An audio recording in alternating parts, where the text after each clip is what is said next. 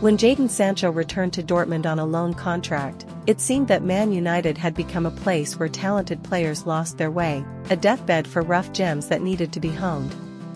Jadon Sancho's career path is a mirror reflecting the talent spiral of MU today.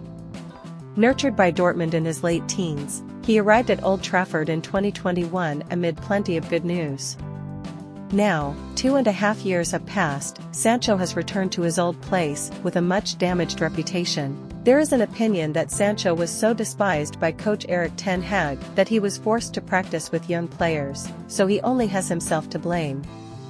But the reality is that this pattern recurs so often at MU that it can no longer be considered a coincidence. Paul Pogba's route is also a similar circle. Trained by MU, he built a reputation at Juventus, then was bought by MU in 2016 for £89 million, a world record fee at that time. But after 6 years and countless arguments with Jose Mourinho, he returned to Turin. At least Pogba has accumulated a respectable record, with 154 appearances, 29 goals and a few trophies. As for Sancho, he returned to Dortmund with a promise that was unfortunately not kept. MU is gradually forming this habit, signing players they consider a panacea, only to make them a shell of their former selves. In 2014, MU gave the iconic number 7 shirt, the one worn by George Best and Eric Cantona, to Angel Di Maria. The success of that decision can be summed up by the bitterness of Jorgelina's wife: "Manchester is a hellish place." What about Alexis Sanchez? Even though he joined MU during his prime and received a salary of £500,000 per week, he just looked like a fake product. It is because of this tradition that the Sancho deal was activated. But this is the next failure. At that time, Sancho was considered a phenomenon, and despite the bargain, MU still had to pay Dortmund £73 million. But he was an unruly person, a bastard that Ten Hag saw very little potential in, so much so that MU humiliated him by forcing him to practice with the teenagers and having to eat boxed lunches. Even if the high salary eased his pain, it was still a humiliation. The important question here is whether the fault lies more with Sancho or MU. Ten Hag frankly emphasized in December 2022 that Sancho does not have enough strength, both physically and mentally. This statement has extinguished all hopes of Sancho starting over in the current season. Ten Hag also said in September 2023 that he did not select Sancho for the squad because his training was so bad. "You have to reach that level every day at Manchester United," he said bitterly. It was this comment that forced Sancho to refute on social networks, and begged fans not to believe what they heard.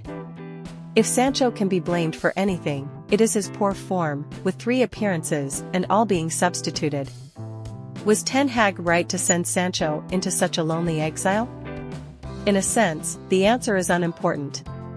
The most important thing is that this whole sorry story, the decline of a once excellent player and the subsequent power struggle with the coach, is an increasingly familiar story at MU.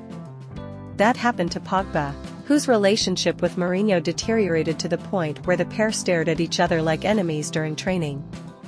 We saw that with Sanchez too, as his consecutive lackluster performances led to criticism of laziness. Di Maria was cursed by many MU fans for wasting money. He then criticized Louis van Gaal as the worst coach of his career. This series of complaints and harsh accusations is just one aspect of the turmoil at MU since Sir Alex Ferguson retired. The deepest worry is that the club is no longer a training environment for the brightest stars like before. Ferguson has created an art in polishing his signings. Can Cristiano Ronaldo develop from Sporting Lisbon prodigy into the world's greatest player in MU's current situation? Ten Hag may have autocratic tendencies like Ferguson, but does not have the ability to cultivate a player's talent like Sir Alex. Antony, the man he most wanted to sign, was an unquenchable terror. And now, he presides over Sancho's early departure.